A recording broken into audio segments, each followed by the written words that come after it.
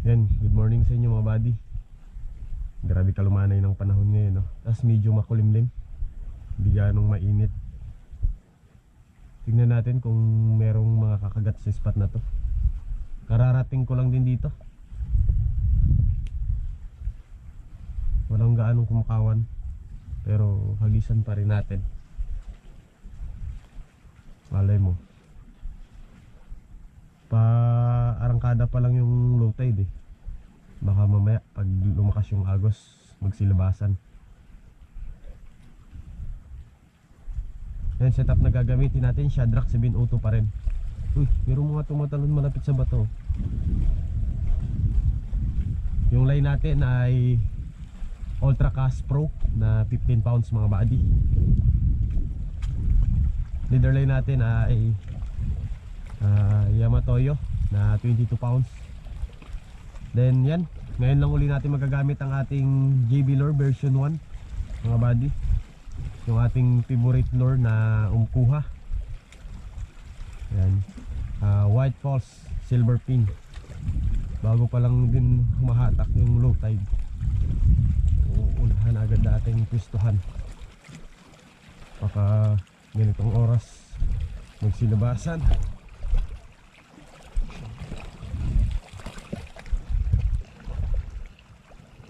Yan o, sobrang lumanay lang.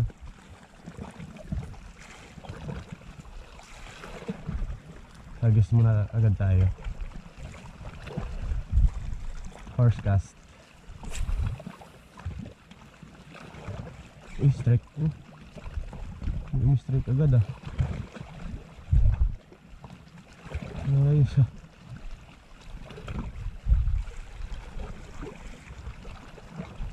Strike.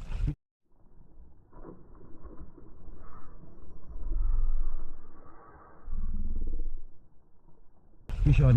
Oh, uy, na-unhook. Kaya nabantayan natin dun mga buddy sa dulo. Nagpiprinsi sila dun. Dito naman medyo matumal pero meron ding itigan.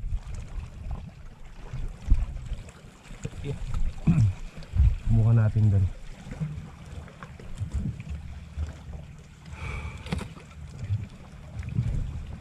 Ito oh, mga kumakawan-kawan sila dito. Dito tayo pumunta sa kabila.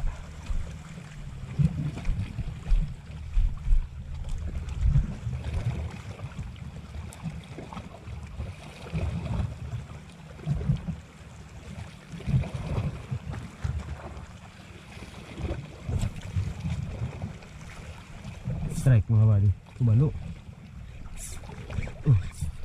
Hindi. Balo yung unang sumibad. May pumalit mga buddy. Yan o. Talakitok. Ayos. Okay. Balo yung unang sumibad sa atin mga buddy. Tapos sinalo ng talakitok. Ayos. Right.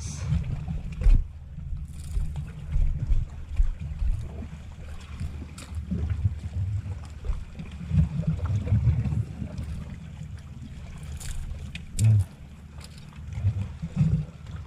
Unang isda natin mga buddy. Ayos.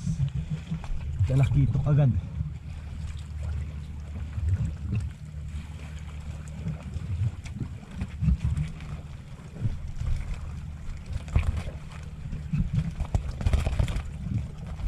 Ayos, nakadali na tayo ng isang talakitok mga buddy. Grabe yung balo yung unang kumagat kanina, tapos biglang sinalisihan ng talakitok.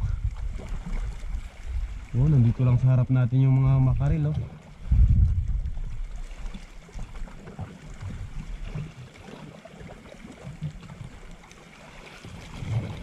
Silipin nga natin ito sa kabilang part na itong mga buddy. Parang meron mga kumakawan dito eh. Silipin lang natin, balik din tayo agad pag wala.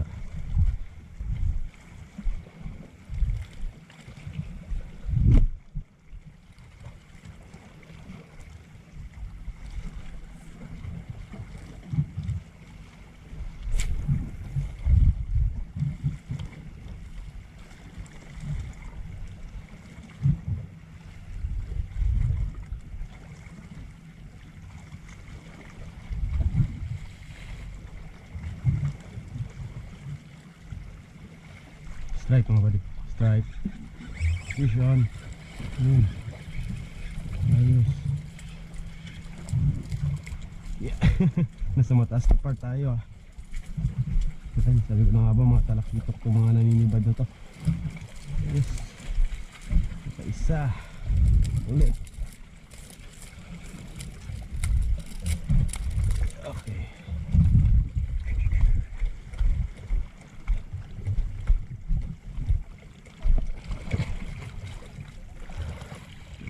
Mga talakitok natin.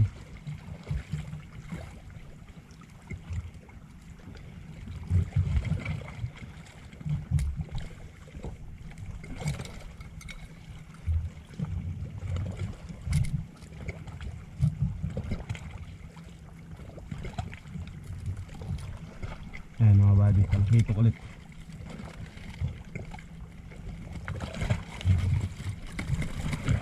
Yes. Timing lang tayo ulit.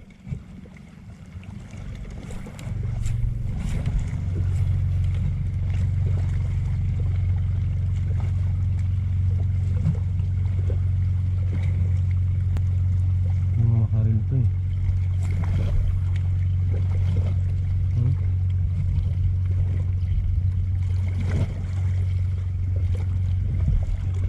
Strike. Fish on. Hoy, grouper. Tambang ka dyan ha. Good size na oh. Keep na natin to. Good size. Yung mga grouper to dyan sa gilid ng bato eh. Mga nananambang.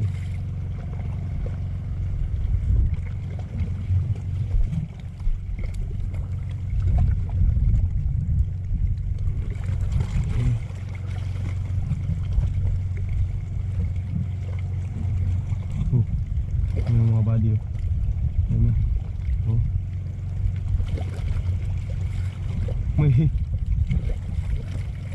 Mayroon pang rush na gustong sumibad eh.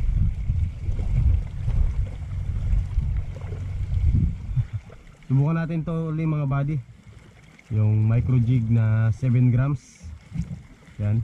Ito yung nakayari ng lapu-lapu nakaraan eh. Dito sa spot na to, yung brown grouper. Subukan natin yung palubog.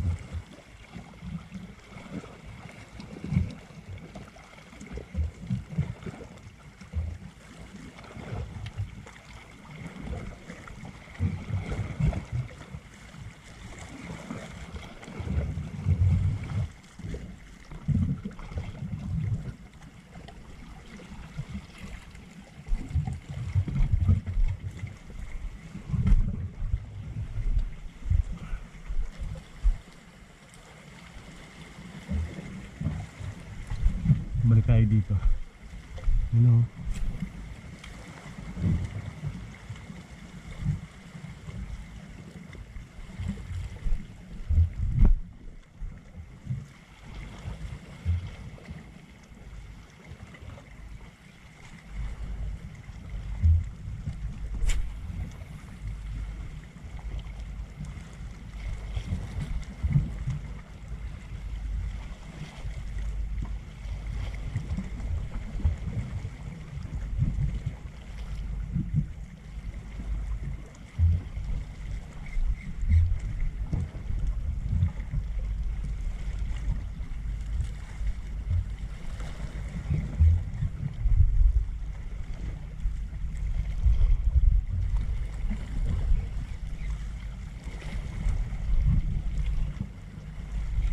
Strike fish on.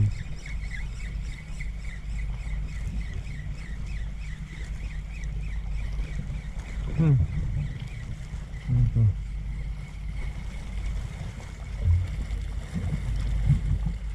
Uy, grouper na ano. Good size na to. Keep na natin to mga buddy. Ano, ngayon lang ulit tayo nakakuha ng ganitong grouper. Yung pula.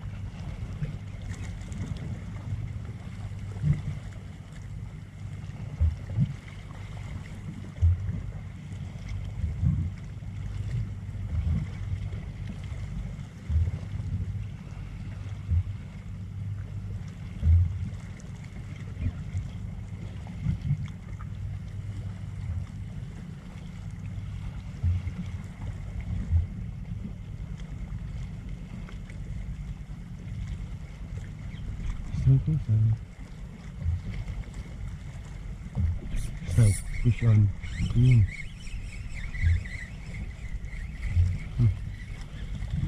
Looping. Ayos.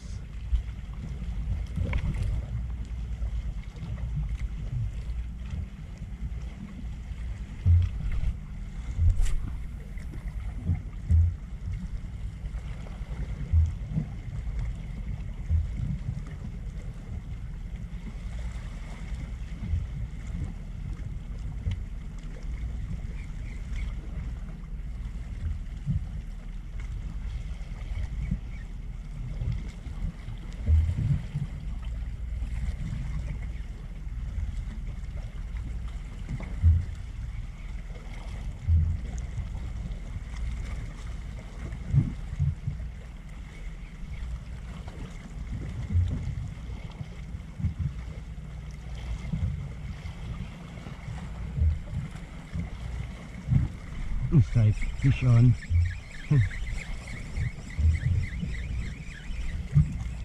Ayos.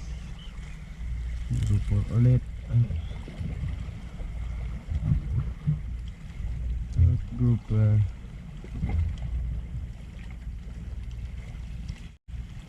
No, kailangan natin ng pliers dito. Baba muna tayo. Taas na part tayo eh. Goods talaga tong micro jig. Body. Muntik na ano, kunin muna natin. Lalaglag na pala. Yung isang grouper natin. Ito. Huwag lang siyang gagalaw. Kala ko may butas.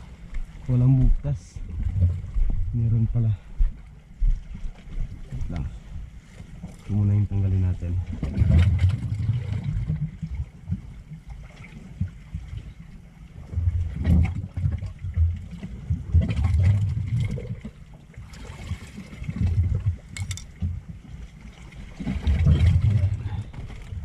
Tapos itong kanuping.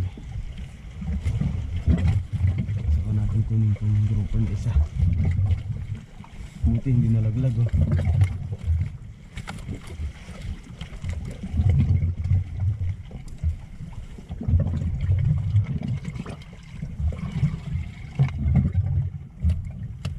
Huwag kang malikot, malalaglag ka. Ayun na. Malaglag na. Okay lang yan. Na-release na yung isa.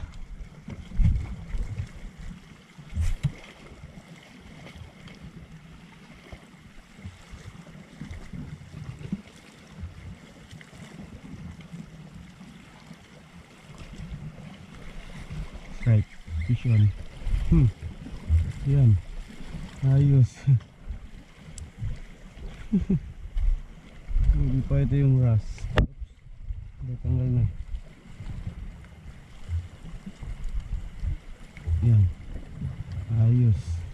Ito kanina pa to nag-aligid-aligid eh. Grabe talaga yung makarel na to. Ayaw nilang kumagat sa mino kahit na micro jig. Ayaw din nila.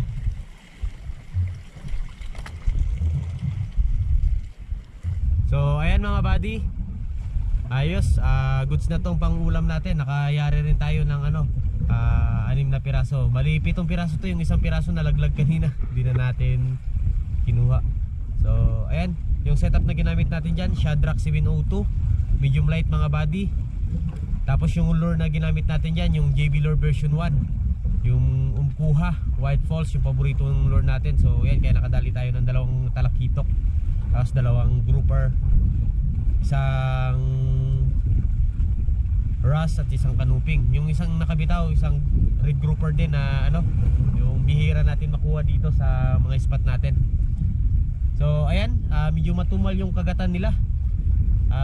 Maraming kumakawa na mga makarel. Ang problema, ayaw nilang pirahin yung mino natin. So tinry din natin yung micro jig, ayaw din nilang kagatin. So kaya baka hindi pa nila talaga oras para kumagat. So ayos lang yan. Sa mga susunod ay makakayari rin tayo ng double line makarel na kumakawa na yan. So yan. Hanggang sa susunod na fishing adventure ulit natin mga buddy. Fish on.